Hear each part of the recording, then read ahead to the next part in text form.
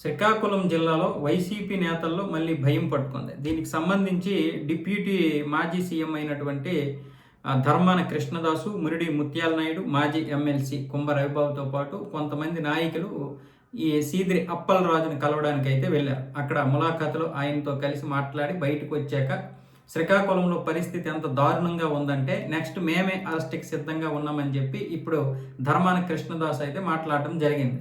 కూటమి ప్రభుత్వం మా మీద కక్ష కట్టింది, మమ్మల్ని అరెస్ట్ చేయడానికి అన్ని సిద్ధం చేసుకుంది.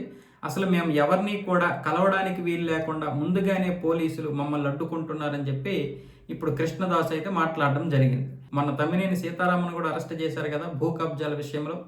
అది ఎంత దారుణము. మామూలుగా చనిపోయినటువంటి వారి భూముల్ని ఆక్రమించుకొని కబ్జాలు చేసినటువంటి వారిని మనం చూసాం, ఇలాంటి రౌడీ షీటర్లను.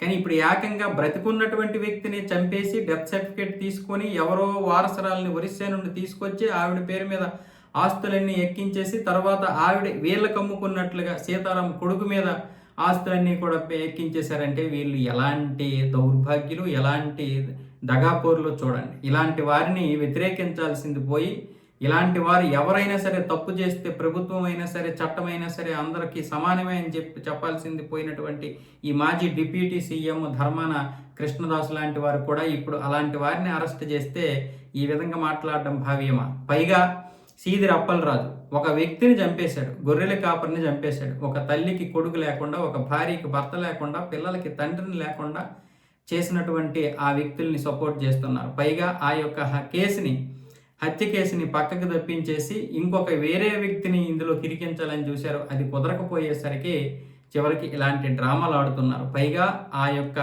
బాధితులు ఎవరైతే ఉన్నారో వాళ్ళకి 1,00,000 ఇచ్చేసి వాళ్ళ ఇంట్లో పని మనిషిగా పెట్టుకుంటాం రండి అని వాళ్ళని బెదిరించినటువంటి సందర్భం చూస్తే ఇలాంటి వారిని వ్యతిరేకించాల్సింది పోయి మళ్ళీ మీరు భయపడటమే కాకుండా వాళ్ళని సపోర్ట్ చేయడమే కాకుండా మమ్మల్ని కూడా అరెస్ట్ చేస్తారని శ్రీకాకుళం మొత్తం భయంగా గడుపుతుందంటే మీరు కూడా ఏదో చేసి ఉంటారు. అందుకే మొట్టమొదటిగా మమ్మల్ని కూడా అరెస్ట్ చేస్తారు అనేస్తున్నారంటే చూసారా, మేము తప్పు చేయకుండా అరెస్ట్ చేశారని రేపు చెప్పుకోవడానికి.